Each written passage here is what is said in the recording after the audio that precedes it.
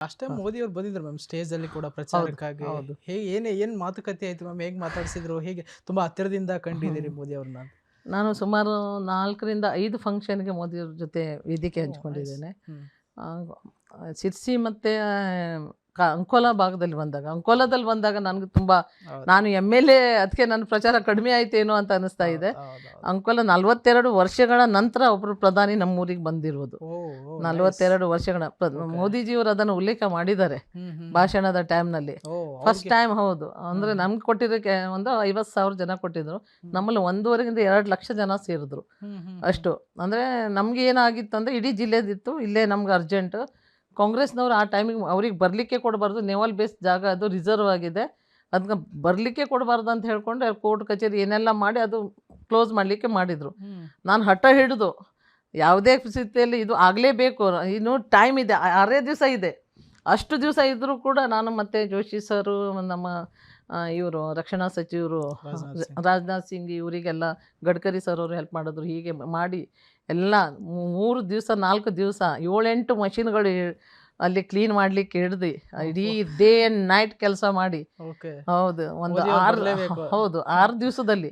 ಯಾಕಂದ್ರೆ ತುಂಬ ಡಿಲೇ ಮಾಡಿಬಿಟ್ರು, ಮತ್ತೆ ಬರ್ಲಿಕ್ಕೆ ಚಾನ್ಸ್ ಇಲ್ಲ ಅವ್ರು. ಮತ್ತು ನನ್ನ ಕ್ಷೇತ್ರದಲ್ಲಿ ನಾನಿರಬೇಕಾದ್ರೆ ನಾನೇ ಮೇಲೆ ಒಂದ್ಸಲ ತರೋದು ಖುಷಿ ಇತ್ತು. ಅದು ನನಗೆ ಏರ್ಪೋರ್ಟ್ ಆಗೋ ಟೈಮಿಗೆ ಅವ್ರ ಕೈಯಿಂದ ಗುದುಲೆ ಪೂಜೆ ಮಾಡಬೇಕಂತ ಆಸೆ ಇತ್ತು. ನೆವಲ್ ಬೇಸ್ ಏರಿಯಾದಲ್ಲಿ ಏರ್ಪೋರ್ಟ್ ಆಗ್ತಾ ಇದೆ ನೈಸ್ ನೈಸ್. ಅದು. ಬಟ್ ಅದೇ ಸ್ಥಳದಲ್ಲಿ ನನಗೆ ಆಸೆ ನೆರವೇರಿಸ್ಲಿಕ್ಕೆ ಆಗಲಿಲ್ಲ ಓಕೆ. ಆ ಟೈಮ್. ಅದು ಅಲ್ಲಿ ಪಾಪ ಅಲ್ಲಿ ಜನರಿಗೆ ಸ್ವಲ್ಪ ಅನುಕೂಲತೆ ಇಲ್ಲದ ಕಾರಣ ಅಲ್ಲಿ ಜನರಿಗೆ ಹಣ ಕೊಡೋದ್ರಿಂದ ಅದು ಆಗಲಿಲ್ಲ.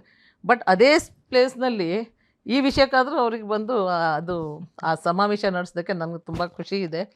ಆ ಟೈಮ್ನಲ್ಲಿ ಮೋದಿಜಿಯವರು ಕೂಡ ತುಂಬ ಖುಷಿಪಟ್ಟರು. ಭಾಳ ವರ್ಷದ ಮೇಲೆ ಈ ಒಂದು ಉತ್ತರ ಕನ್ನಡ ಜಿಲ್ಲೆಗೆ ಅಂತ ಒಬ್ಬ ಪ್ರಧಾನಿ ಬಂದಿರೋದಂದರೆ ಮೋದಿಜಿಯವರು ಆ ಟೈಮ್ನಲ್ಲಿ ಬಂದು ಪ್ರಚಾರದ ಟೈಮ್ ಬಂದರು. ಆನಂತರ ಸಿರ್ಸಿಯಲ್ಲಿ ಕೂಡ ಅವರು ಬಂದರು. ನಾನು ಅವ್ರಿಗೆ ಒಂದೇ ಮಾತು ಹೇಳಿದ್ದೆ, ನನಗೆ ಫಸ್ಟ್ ಶಾಲ್ ಆಗಲಿಕ್ಕೆ ಅವಕಾಶ ಸಿಕ್ತು ಅವರನ್ನು ಸ್ವಾಗತ ಮಾಡಲಿಕ್ಕೆ. ನಾನು ಬೇರೆ ಏನೂ ಹೇಳಿಲ್ಲ, ನಾನು ಅಷ್ಟೇ ಅವರಿಗೆ ರಿಕ್ವೆಸ್ಟ್ ಮಾಡಿದೆ. ನನ್ನ ಕಣ್ಣಿಂದ ಆನಂದ ಬಾಷ್ಪ ಬರ್ತಾ ಇತ್ತು ಖುಷಿಯಾಗಿ.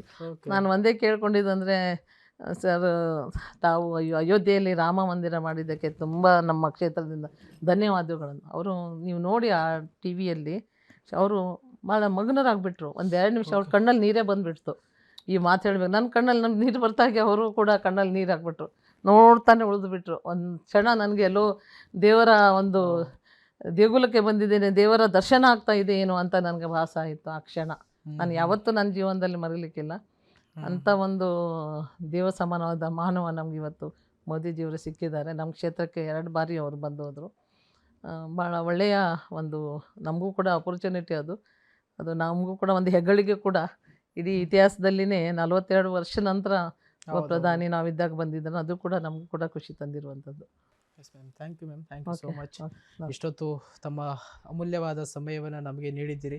ತಮ್ಮ ಬಾಲ್ಯದ ದಿನಗಳು, ಸಂಘಟನೆಯ ಬಗ್ಗೆ ಮತ್ತು ತಾವು ಶಾಸಕಿದ್ದಂಥ ಸಂದರ್ಭದಲ್ಲಿನ ಕಾರ್ಯಯೋಜನೆಗಳ ಬಗ್ಗೆ, ಆ ಕನಸುಗಳ ಬಗ್ಗೆ ಎಲ್ಲವನ್ನ ಬಿಚ್ಚಿಟ್ಟಿದ್ದಕ್ಕಾಗಿ ಥ್ಯಾಂಕ್ ಯು ಸೋ ಮಚ್. ಮತ್ತೊಂದಿಷ್ಟು ತಮಗೆ ಹೆಚ್ಚಿನ ಅವಕಾಶಗಳು ಸಿಗಲಿ ಎಂದು ಹಾರೈಸ್ತೇನೆ ಮ್ಯಾಮ್. Thank you. ನಮಸ್ತೆ ವೀಕ್ಷಕರು, ಇದಿಷ್ಟು ರೂಪಾಲಿ ನಾಯಕ್ ಅವರ ಮಾತುಗಳು. ರೂಪಾಲಿ ನಾಯಕ್ ಅವರು ಪ್ರಸ್ತುತ ಮಾಜಿ ಶಾಸಕಿ, ಆದರೆ ಅಧಿಕಾರ ಇರಲಿ ಬಿಡಲಿ, ನನ್ನ ಕಾರ್ಯವನ್ನು, ನನ್ನ ಕೆಲಸವನ್ನು, ನನ್ನ ಇಡೀ ಜೀವನವನ್ನು ಜನಸೇವೆಗಾಗಿ ನಾನು ಮುಡಿಪಾಗಿಡ್ತೇನೆ. ಹಾಗೆಯೇ ಪಕ್ಷವನ್ನು ಮತ್ತೆ ರಾಜ್ಯದಲ್ಲಿ ಅಧಿಕಾರಕ್ಕೆ ತರುವ ನಿಟ್ಟಿನಲ್ಲಿ, ಮಹಿಳೆಯರನ್ನು ಮತ್ತಷ್ಟು ಸಂಘಟನೆಯಲ್ಲಿ ತೊಡಗಿಸಿಕೊಳ್ಳುವ ನಿಟ್ಟಿನಲ್ಲಿ ನಾನು ಹೆಚ್ಚೆಚ್ಚು ಕೆಲಸವನ್ನು ಮಾಡ್ತೇನೆ ಇರುವಂತಹ ಮಾತುಗಳನ್ನು ರೂಪಾಲಿ ನಾಯಕ್ ಅವರು ಹೇಳ್ತಾ ಇದ್ದಾರೆ. ಮತ್ತಷ್ಟು ವೈವಿಧ್ಯಮಯ ಸುದ್ದಿಗಳಿಗಾಗಿ ನೋಡ್ತಾ ಇರಿ ವೀಕ್ಷಕರೇ ವಿಶ್ವವಾಣಿ ಟಿವಿ. ನಮಸ್ಕಾರ.